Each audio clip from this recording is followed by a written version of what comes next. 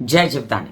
पिता पुत्र की लड़ाई में कौन जीतेगा, कौन हारेगा और कौन सी राशि को फायदा होगा, कौन सी राशि को नुकसान होगा, क्या करना चाहिए क्या नहीं करना चाहिए, ये इंपॉर्टेंट है। चलिए चर्चा करते हैं कि बुध कर्क राशि में प्रवेश कर रहे हैं। ब्यूटी विद एस्ट्रोलॉजी की फाउंडर मैं कामिनी खन्ना आप सभी के समक्ष नतमस्तक होकर हाथ जोड़कर आपका अभिवादन करती हूं और साथ साथ मैं अभी चर्चा शुरू करती हूं कि 22 मई 2025 को रात्रि 9:18 पर बुध प्रवेश करने वाले हैं कर्क राशि में, चंद्र की राशि में। कहानियों के अनुसार तो चंद्रमा जो है वो बुध के पिता हैं, लेकिन बुध और चंद्रमा आपस में परम दुश्मन माने गए हैं, जिसमें मैंने कई बार ऐसा महसूस किया है। जो मेरे आते हैं लोग मेरे संपर्क में, वो कहते हैं उनको देखा है, और मैं आज 37 साल से कुंडलियां देख रही हूं, तो मैंने अनुभवों से सीखा है। मैं बहुत ज्यादा पोथी पुराण नहीं पढ़ा, लेकिन आपको मैं एक परफेक्टली एक बात बताऊं, जब जब चंद्रमा का पीरियड बुध लगन वालों के किसी भी अंतराल में आता है तो चंद्रमा बहुत ज्यादा तकलीफ दे देता है बुध को, और बुध भी कम नहीं है। बुध भी चंद्रमा के अंतर्गत जब आते हैं तो वो भी चंद्रमा वालों को बहुत तकलीफ दे देते हैं। तो ये आपस में जैसे कॉम्बिनेशन मंगल बुध का है, वैसे ही बुध और चंद्र का भी कॉम्बिनेशन है। इसमें बहुत सावधानी से रहना पड़ता है। दुखद बात यह है कि ये बुध जो है 2 महीना 8 दिन रह जाएंगे चंद्रमा के घर में, और यहाँ पर क्या हम दुखद बात ही चर्चा करते रहेंगे? नहीं, हमारा स्वभाव ये होना चाहिए कि जो होता है वो होता रहे, लेकिन हमें क्या करना है, हमें क्या उपाय करना पड़ेगा, थोड़ा सविस्तर समझ के कि क्या सिचुएशन रहेगी, इसको सविस्तर समझ के हम हर चीज का उपाय निकालेंगे। तो बुध का चंद्रमा के घर में कर्क राशि में रात्रि 9:18 पर प्रवेश होगा। यहाँ पर बुध अपनी कई लीलाएं करेंगे 2 महीना 8 दिन के काल में, जहां बीच बीच में अच्छा समय भी आएगा जब बुधादित्य योग बनेगा, वहां पर यह समय भी आएगा जहां बुध शुक्र संयोग बनेगा। तो ये डेटे भी मैं आपको बता देती हूँ। मैं हूं कामिनी खन्ना, ब्यूटी विद एस्ट्रोलॉजी की फाउंडर। अब मैं बताऊं आपको कि 18 जुलाई को बुध वक्री भी होने वाले हैं। मतलब एक बार 22 जून को वो प्रवेश कर गए कर्क राशि में, उसके बाद ये 18 तारीख को वक्री होने वाले हैं, लेकिन उससे पहले 16 जुलाई को सूर्य कर्क राशि में प्रवेश करने वाले हैं और बुध के साथ मिलकर यहाँ पर वो बुधादित्य योग बनाएंगे। अब महीना भर ये बुधादित्य योग बना रहेगा और 22 जुलाई को बुध अस्त होने वाले हैं, क्योंकि सूर्य समीप आ जाएंगे। उसके बाद 8 अगस्त को उदित होंगे और 11 को मार्गी होंगे, तो इसका मतलब वक्री भी तो होंगे बुध। तो 18 जुलाई को वक्री हुए बुध, तो 8 अगस्त को उदित होने वाले हैं और 11 अगस्त को मार्गी होने वाले हैं। तो ये एक लंबा अंतराल काल भी रहेगा जहां पर बुध वक्री और अस्त भी रहेंगे, लेकिन इनके साथ रहेंगे सूर्य। आगे चल के 20 तारीख को इनको शुक्र ज्वाइन करेंगे, तो बुध शुक्र का कॉम्बिनेशन भी अच्छा रहेगा। तो जो मैंने पहले बात कही कि बुध चंद्र के घर में अच्छे नहीं होते, लेकिन यहाँ पर उनको जब ऐसी वल्नरेबल सिचुएशन में साथ मिलेगा, अपने मित्रों का, सूर्य का साथ मिलेगा, शुक्र का साथ मिलेगा, तो आपके लिए बस उतना ही समय जो है वो थोड़ा सा देखभाल करने वाला है 22 जून से लेके जब तक 16 तारीख तक सूर्य कर्क राशि में प्रवेश नहीं कर लेते। तो 16 और 8 24 दिन का पीरियड ऐसा है दोस्तों, जहां पर आपको खबरदारी बरतनी है जब बुध अकेले कर्क राशि में हो। अब ये डिपेंड करेगा कि किसकी कर्क राशि के भाव आपकी कुंडली में कहाँ आता है।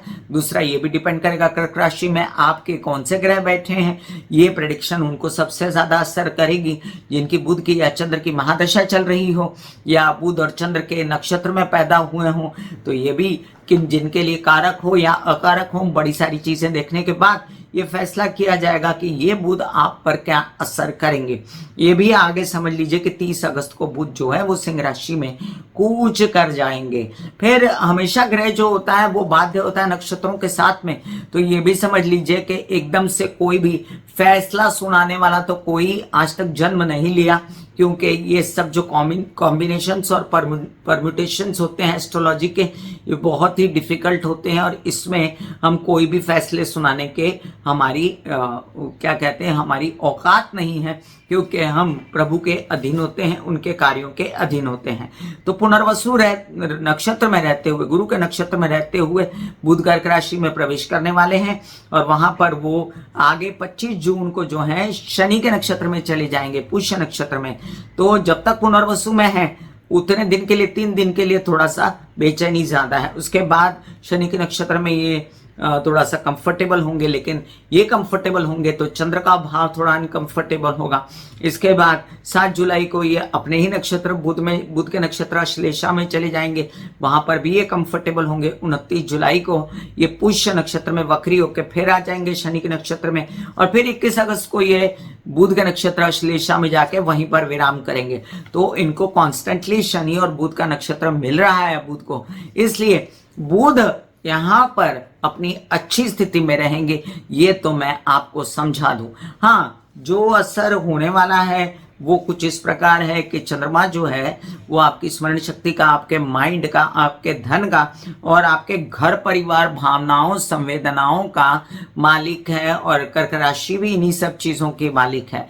और यहाँ पर बुध जो है स्मरण शक्ति, ज्ञान, शिक्षा, संचार, कम्युनिकेशन के मालिक हैं, दिमाग के मालिक हैं। तो कई लोग एंजाइटी में आते हैं जब बुध चंद्रमा के घर में जाते हैं, कई लोगों को डिप्रेशन होता है, कई लोग मेंटल डिसऑर्डर की तकलीफ में चले जाते हैं अगर उन पर कोई दृष्टि ना हो, कोई साथ में ना हो। लेकिन यहाँ पर ऐसा कुछ नहीं होने जा रहा, क्योंकि आगे चल के बुध आदित्य योग बनेगा, क्योंकि आगे चल के बुध शुक्र संयोग महालक्ष्मी योग बनेगा, तो पैसे भी मिलेंगे इसके दौरान। अब ये जो पूरा काल है 2 महीना 8 दिन वेरिएशंस में चलेगा, एक जैसा नहीं चलेगा।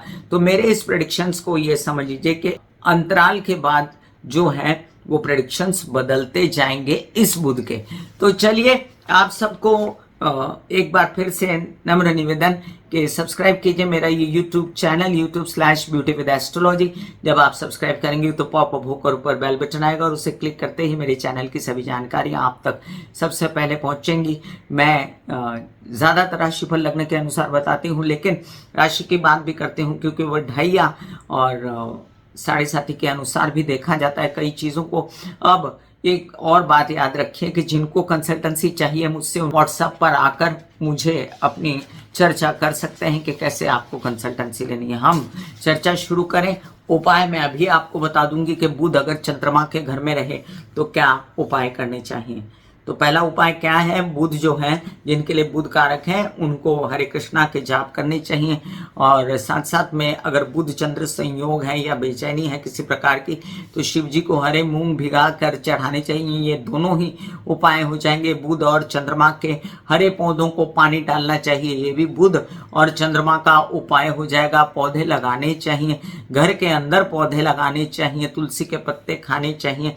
इसके अलावा शिव जी की आराधना करनी चाहिए, महादेव के मंत्र महामृत्युंजय का जाप कर सकते हैं, लक्ष्मी नारायणाय नमः का जाप कर सकते हैं, हरी सब्जियां खा सकते हैं, और इसके अलावा आप जो है पानी ज्यादा पी सकते हैं। आप जो है अपनी चंद्र को देख सकते हैं, और अगर आपको लगता है कि ये चंद्र बुध आपको बहुत ज्यादा तकलीफ दे रहे हैं तो आपको क्या करना है, आपको एक्सरसाइज बहुत करना है, प्राणायाम बहुत करना है। अब देखिए बुध घुटते हैं चंद्र की राशि में आके। चंद्र एक जल तत्व की राशि है और बुध वायु तत्व की राशि है। तो वायु क्या है, आपकी सांस, वायु क्या है, आपका प्राणों का आयाम, वायु का है प्राणायाम। ऐसे में जब सांस घुटती है इंसान की तो उसको प्राणायाम करना चाहिए, जिससे वो काफी रिलैक्स आप फील करेंगे। और खूब सारा प्राणायाम करके थोड़ा देर ठहर के फिर आपको पानी भी बहुत ज्यादा, हर 1-1 घंटे में 1.5-1.5 2-2 घंटे में आपको खूब पानी पीना है, जिससे ये दोनों का बैलेंस आपके जीवन में बना रहेगा। हरी मूंग, हरी पत्ती सब्जियां ये सब खाएं। तो ये सब प्रैक्टिकल उपाय हैं। और फिर भगवान ना करे किसी को ज्यादा तकलीफ है तो उसके लिए फिर और ज्यादा उपाय बताए जाते हैं। तो चलिए मेष से लेकर मीन राशि पर क्या प्रभाव है संक्षेप में बताऊंगी बुध के कर्क राशि में प्रवेश का। मेष राशि, बुध जो है आपके 3य भाव के स्वामी बनते हैं, 6ठ भाव के स्वामी बनते हैं, और अपने से 2य चले गए। तो जो काम किया था उससे धन पाया, आपको जो काम किया तो थकन हुई, माता से सपोर्ट चाहिए, आराम चाहिए, घर में सुख सुविधा चाहिए, लेकिन वो उतनी मिलती नहीं है और मिलेगी जब सूर्य और शुक्र का साथ रहेगा, चंद्रमा की स्थिति अच्छी रहेगी, तब जाकर आप बेहतर स्थिति में अपने आप को आराम वगैरह दे पाएंगे। अदरवाइज थके थके बेचैन भी रह सकते हैं आप। ये भी ध्यान रखें, परिवारजनों की वजह से भी आपको बेचैनी या माता पक्ष की तबीयत की वजह से भी बेचैनी रह सकती है। आप चाहते हैं कुछ लोन्स वगैरह आपको ताया चाचा की मदद से मिल जाए, आपको नौकरी उनकी मदद से मिल जाए, मामा नानी वगैरह से आपको सपोर्ट मिल जाए, तो वो अवश्य मिलेगा।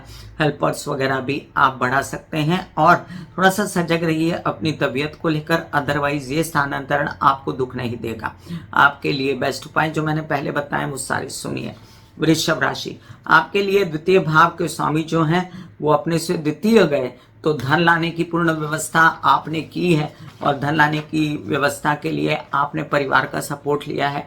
बोलचाल की भाषा, अपनी आत्मशक्ति, स्मरण शक्ति के बोलने का ज्ञान वगैरह इसको यूज करेंगे। यात्राओं में थोड़ी तकलीफ हो सकती है, आपको अपनी तबीयत को संभालना पड़ेगा विशेष रूप से, और अगर कार्यभार ज्यादा है तो थोड़ा आराम करें, बहुत ज्यादा उत्साह मत दिखाएं। ये भी आपके छोटे भाई बहनों के साथ मनमुटाव हो सकता है, लेकिन आपको बच्चों से सपोर्ट मिल सकता है जो आपके लिए धन लाकर खड़ा करेंगे। विद्या धन पढ़ाई के लिए आप आगे बढ़ेंगे। कुछ धन की प्राप्ति के लिए केसेस विवाद से रिलेटेड धन संपत्ति को प्राप्त करने की भी कोशिश करेंगे। ज्ञान में भी वृद्धि रहेगी।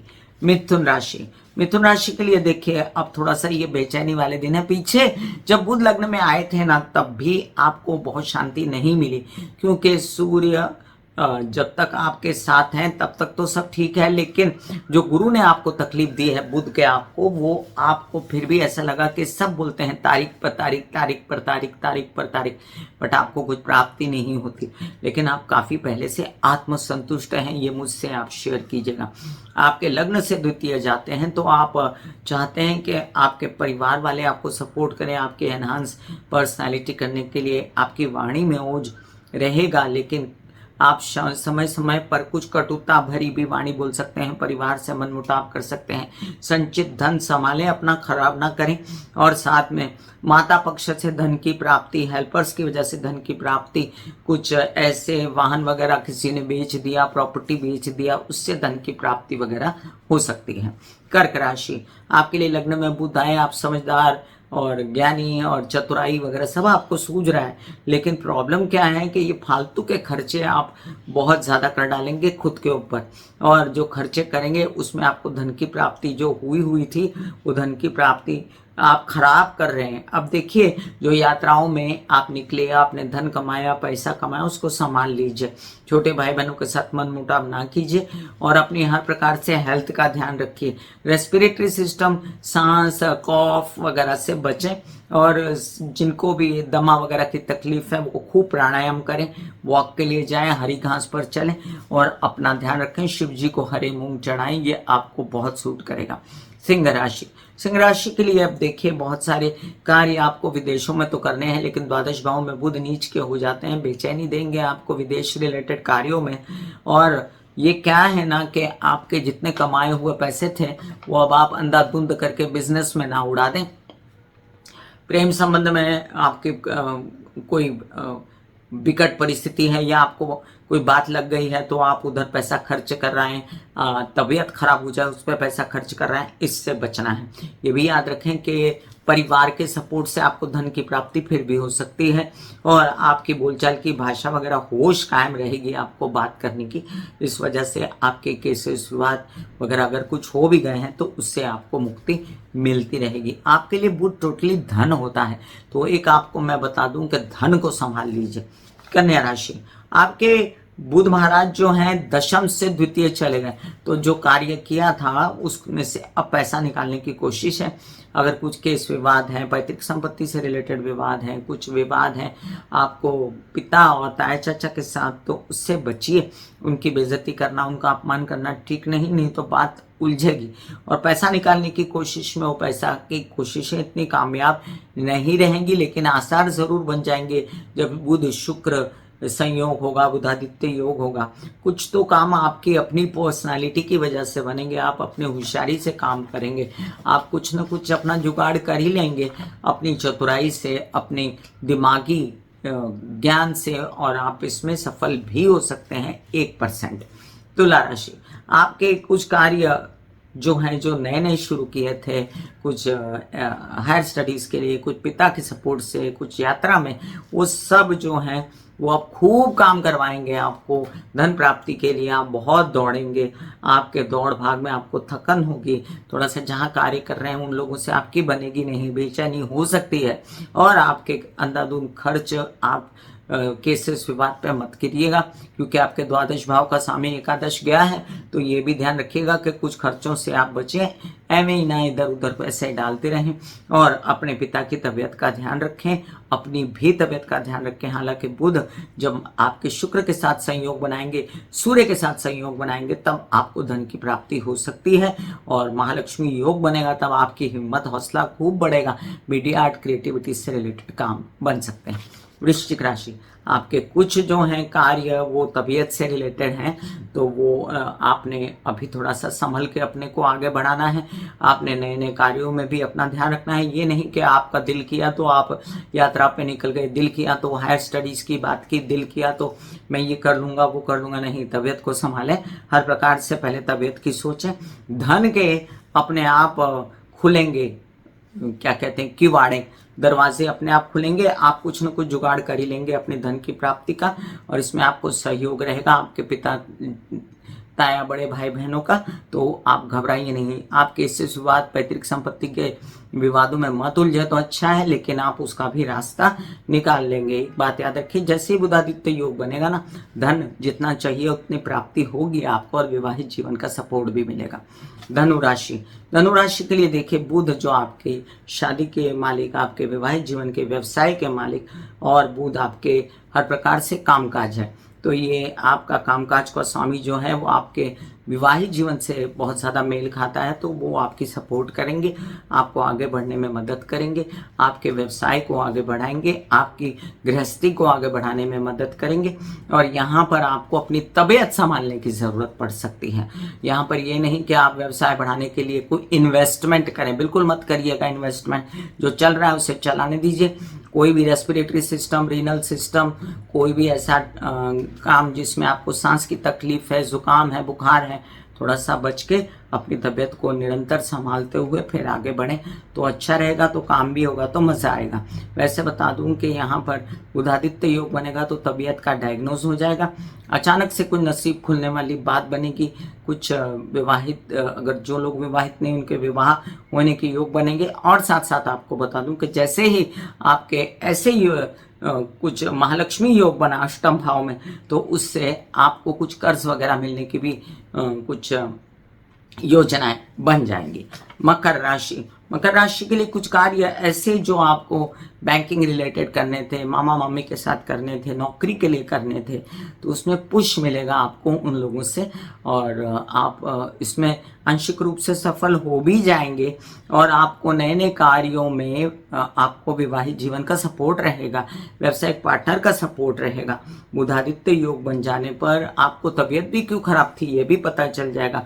महालक्ष्मी योग बन जाने पर दिमाग आपका क्यों परेशान था ये भी पता चल जाएगा, और आपकी कई मानसिक विवंचनाएं खत्म हो जाएंगी, कार्यभाग साधा जाएगा। मीडिया आर्ट क्रिएटिविटी से रिलेटेड कामों में आपको यश मिल सकता है। जो भी करें आपसी सामंजस्य से करें, विवाद और झगड़ों में ना करें। कुंभ राशि, अब देखिए कि कुछ कार्य आपके बनते नजर आते हैं मुझे। जो आप पढ़ाई, विद्या, अध्ययन से रिलेटेड कुछ लोन चाहिए आपको, तो वो आपको मिलेगा। लेकिन टोटली यहाँ पर एक ही डिस्कशन चल रही है आपके लिए, तबीयत तबीयत तबीयत। तो तबीयत बेहतर होने वाली है, तबीयत के लिए प्रकाश पड़ेगा, लेकिन तबीयत संभालनी तो पड़ेगी। ये भी याद रखें कि आपके कुछ काम आप करना चाहते हैं, नौकरी, लोन वगैरह से रिलेटेड, तो उसमें आंशिक सफलता मिल सकती है। जब बुधादित्य योग बनेगा तब भी आपको थोड़ा सा पुश मिलेगा आगे काम और व्यवसाय बढ़ाने का। और महालक्ष्मी योग मिलने पर माता और बड़े भाई, पिता समान लोगों से आपको सपोर्ट मिल सकता है। तो उस ये जो 1 महीने का लगभग पीरियड है, इसमें थोड़ा सा संभले आप, अदरवाइज आपका ये बुध स्थानांतरण बुरा नहीं जाएगा। वैसे भी बुध षष्ठ भाव में काल पुरुष की कुंडली के हिसाब से उच्च के होते हैं, लेकिन मैं फिर भी दोबारा रिपीट करती हूँ कि तबीयत संभालें, लोन्स जितना कम लें उतना अच्छा है। मीन राशि, आपके लिए देखिए पंचम भाव में बुध, पंचम भाव काल पुरुष की कुंडली के हिसाब से सूर्य का होता है। यहाँ पर जब तक बुधादित्य योग न बने तब तक थोड़ा सा संभालना है आपको विवाहित जीवन में झगड़ा नहीं करना, बच्चों के साथ झगड़ा नहीं करना। हालांकि विवाहित जीवन के साथी के साथ आप धन कमा सकते हैं, पैसा कमा सकते हैं, व्यवसाय में उनको साथ ले सकते हैं, लेकिन बच्चे आपकी नहीं सुन रहे तो ये स्थिति आगे चल के बेहतर बनेगी जब बुधादित्य योग बनेगा। नौकरी वगैरह प्राप्त होने की संभावनाएं होंगी या यात्राओं पर कुछ आपके छिटपुट लाभ होने की संभावनाएं होंगी। जहां तक है ये बुध का स्थानांतरण आपको विवाहित जीवन, व्यावसायिक जीवन के पार्टनर से रिलेटेड भी बेचैनी दे सकता है। मेरे हिसाब से तो आपको ओम लक्ष्मी नारायणाय नमः के पाठ करने चाहिए या विष्णवे नमः के जाप करने चाहिए या हरे कृष्णा के जाप करने चाहिए या आप शिव जी पर मूंग चढ़ा सकते हैं, हरी सब्जियां वगैरह खा सकते हैं, जिससे आपकी ये मानसिक बेचैनी कम हो, पढ़ाई विद्या अध्ययन वगैरह में आपकी बढ़ोतरी नहीं और इस बात की जो आपको ललक है वो आगे नहीं बढ़ रहा, व्यवसाय मित्रों का सहयोग कम है या किसी भी प्रकार से कोई टेंशन है तो टेंशन मत रखिए, नहीं तो दिमाग पर बोझ डालो तो दिमाग फिर उल्टा सुल्टा चलना शुरू हो जाता है। कंसंट्रेट करने के लिए मेडिटेशन करें, प्राणायाम करें, एक्सरसाइज करें, हरी घास पर चलने जाएं और साथ साथ में हरी सब्जियां खाएं। मैं कामिनी खन्ना बता रही थी मेष से लेकर मीन राशि पर क्या असर है बुध के स्थानांतरण का। बुध कर्क राशि में प्रवेश कर गए हैं। अगर आपको मेरी चर्चा अच्छी लगी हो तो प्लीज़ सब्सक्राइब कर दीजिए मेरा ये यूट्यूब चैनल। जब आप सब्सक्राइब करेंगे तो पॉपअप होकर ऊपर बेल बटन आएगा और उससे क्लिक करते ही मेरे चैनल की सभी जानकारियां आप तक सबसे पहले पहुंचती रहेंगी। मैं फिर मिलूंगी इसी तरह कोई चर्चा लेकर। आपको मेरी बातें ठीक लगती हैं तो कमेंट कीजिए अवश्य। God bless you, take care and good bye. आज्ञा दीजिए, धन्यवाद और नमस्कार।